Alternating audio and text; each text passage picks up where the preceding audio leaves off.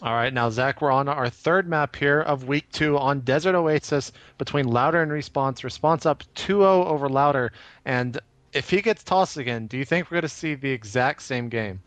I expect to, because honestly, if it worked the first two times, I don't know why it wouldn't work the third time. We'll see if Louder can adjust to it if he does in fact spawn Protoss. But Desert Oasis, it's a bit longer map, it's a bit larger map. Either way, I have a feeling it's going to come down to one base play, just because that natural expansion very difficult to defend. It's extremely exposed.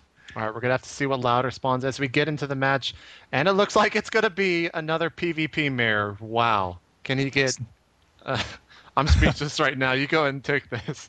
Wow, Louder spawning Protoss, and hopefully he'll be able to counter at this stage. Response, let's see if he sends out another early probe. One thing is it's going to take a while for that probe to make its way into Louder's base, and Louder, he's got to know what's coming as soon as Response sees that, one, he's Protoss, and two, knows that this build has worked twice already inside of Louder's base. Louder needs to get Warp Gate sooner, specifically needs to get Warp Gate sooner, needs to kill that probe, needs to do a lot of things. And if he can just hold it off once, he'll end up in an excellent economic position, because Response will be basically down several pylons and will have invested a lot of his economy into that rush. And we see Response sending that probe out after that first pylon has been made. And I guess we're just going to see the same build from Response here in match 3. Wow. I kind of want to see Louder just come up with something here. He definitely moved from game to game very quickly, and I kind of expected him to go towards just a select Terran, rather, particularly on this map, rather than sticking to random. But he's defiantly sticking to random, has once again drawn Protoss, and he's going to have to face Response just going straight head-to-head against him once again. And we see pretty much the same exact builds that we've seen the last 2 games, with both players pretty much on par now with each other in terms of supply and buildings. Yeah, this time it looks like both players playing a lot less nervously. I don't see, well, we'll have to see once that gas goes down. I don't think we'll see Response put a fourth probe. He's got to be feeling very confident in this match, and he's got to be laughing to himself right now walking into Louder's base and seeing that he is in fact Protoss. Louder now sending a probe scout of his own. Now, this early in the beta, do you think that Response is pretty much just playing to win and knowing that this build is so strong? I think, yeah, he's playing to win, and he's basically testing Louder and seeing whether or not Louder can quickly adjust. I remember seeing just a snippet of an interview of one of the Korean pros, and basically his statement is right now this is all about who can think the fastest, who can adjust the quickest, and that really is true. It's a completely new game, and what this is about is thinking on your feet and adjusting very rapidly, and it looks like right now Louder's just having difficulty doing that. And we see both players pretty much the same identical builds. Cybernetics Core is exactly the same build time as each other. And we see Louder kind of scouting or putting a probe on that other probe as he just sits there and keeps scouting in his base. Still no pylon down from Response inside of Louder's base. And we see a second gateway now coming up for Response. Same exact build that we've seen the past 2 games, with another gateway going up in Louder's base. Looks like the Cybernetics Core are going to finish the exact same, and there it is in Response's base, the Resource Warp Gate, with Louder actually doing the same thing and putting down a third gate. Maybe Louder is going to be trying to do the same exact build, as he has the probe inside of Response's base, kind of outside of Response's view. Interestingly enough, Louder hasn't been mining any gas during this period of time. He just mined just barely enough gas to get that warp gate research, so it looks like he's going to be sticking to a heavy zealot count. And he's producing that third gateway to make sure he just can't get outmanned, just basically inside of his base, going one gateway up on top of Response. So even if he doesn't go warp gates initially, he'll still be able to outproduce him as far as just pure troop count. He should be able to warp them in pretty quickly, and with that third gateway, hopefully we won't see the same thing happen, but Response could pull a switch around and not build a pylon, but no, never mind. It looked like he was moving towards that north base.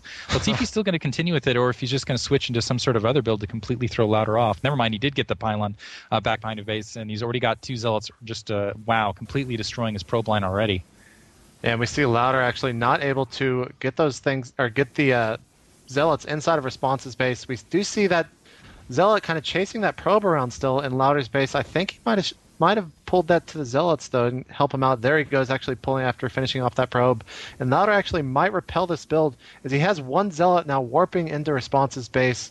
Looks like Louder is actually going to kill both those zealots, and Response is going to warp in 1 more zealot as he I, I'm just What's really speechless right gonna now. It's all the word, or it's all What's the really going to be action. tricky about this is Lauder has taken a ton of economic damage, but he's managed to get a proxy pylon inside of Response's base, and he is going to do the exact same thing that Response was doing to him. So he's already got a couple zealots inside of Response's base. It doesn't look like Response realizes it, so it's going to be basically a probe-on-probe slaughterfest, and it's going to come down to an elimination game. I Oh don't think wow, Response response. realizes that he's getting completely worked over at his main base, just hears those attack responses. Yeah, one thing you But actually might have missed is response took down that pylon there, which had 3 warp gates on it and a cybernetics core. So I think Lauder might fall a little bit behind right here. Well, I don't think it's going to make that much of a difference because both players right now completely out of probes. I think Response is going to have the advantage specifically because he has range right now. He's got those 3 sentries. He has a zealot. He should be able to just flat out out micro Lauder when it comes down to it. Right now, it's going to be who can eliminate who the fastest. It's going to be a complete elimination race for the next little bit. And never mind, actually, Response had 2 probes that I missed, and he's able to sneak out. Let's see if he decides to distance mine with them. It's not going to make a difference if he ends up losing his Nexus, which looks like it's going to happen right here. Lauder is going to lose his Nexus. That doesn't make a big difference because he didn't have a probe to build with, as it were. Yeah, now it looks like we might have to do a building count here as we see how many buildings have left for each opponent. The Nexus for Lauder is about to fall, and Lauder has killed the Nexus of Response, and now he's working on a pylon. Lauder is in Response's base. That pylon is now dead with with Response working on Lauder's gateway inside of his base. And I mean, this is just pretty much. Oh, he pulls the zealot off. Lauder pulls the zealot off to chase down those probes. I'm wondering. Okay, now he pulls it back to put on that gateway. That He needs might to have just just put focus him. on the buildings. That might have cost him the game Yeah, that right might have there cost him. because those sentries, they attack very quickly. They do a little bit more damage over time than Zealots do. They have a fast attack speed with the same damage, and they have the range. Lauder has more buildings, but yeah, he needs to just focus down these buildings as quickly as possible because Lauder has more of them. And it looks like Response, realizing this, he's going to try to run back to his base before he ends up losing everything. And, Lauder commenting, I hope no one expected this to be good. If Response can get back to his base and kill both Zealots, he will end up the victor, but he needs to get there before he loses everything. I'm pretty sure he's going to get there with those 4 units, the 3 sentries and the 1 zealot, and also 2 probes now working on that pylon inside of his base. Lauder now has 4 buildings left to kill with those 2 zealots, and I think he just needs to focus on killing those buildings. However, I don't think he's going to be able to kill the 4 buildings with those 4 units of Response coming into his base. What's really also going to be critical is Response has that proxy pylon still inside of Lauder's base, and if Lauder is going to run all the way back over there, he's going to have to go through Response's army of 3 sentries and that single zealot. Yeah, those sentries can easily block off that ramp, not allowing Lauder to get off for quite some time. So I think Lauder is actually going to take the loss here, but he's sticking it out to the end. Wow, some beautiful force field micro. They're trapping in Lauder's zealot, and now finishing off the second zealot, and Lauder leaves the game. And wow, what a quick 3-0 from Response over Lauder. Wow, that was very surprising. I actually favored Lauder going into these matches. I didn't expect Response to cheese. It's just not his MO. And just going with the same strategy 3 times in a row almost didn't work out that last time, but those were some hilarious matches. Hope you guys enjoyed them. All right, so of course Response will go on to next week, and Lauder will lose this week. So we will be voting in another player to play Response next week. Hopefully it won't be a Protoss player, so we don't see the same build with the warp gates and the pylons inside of the base. And I guess we're going to go and call it there. Diggity, I want to thank you again for coming on and helping us cast. Thank you for having me. Yeah, so of course, go check out, why don't you kind of spill to the users your YouTube account so they can go check out some of your commentaries. Yeah, if you want to check out original StarCraft as well as StarCraft 2 commentaries, if you go to www.youtube.com/DiggitySC, you can find my stuff, or my homepage is sc2gg.com.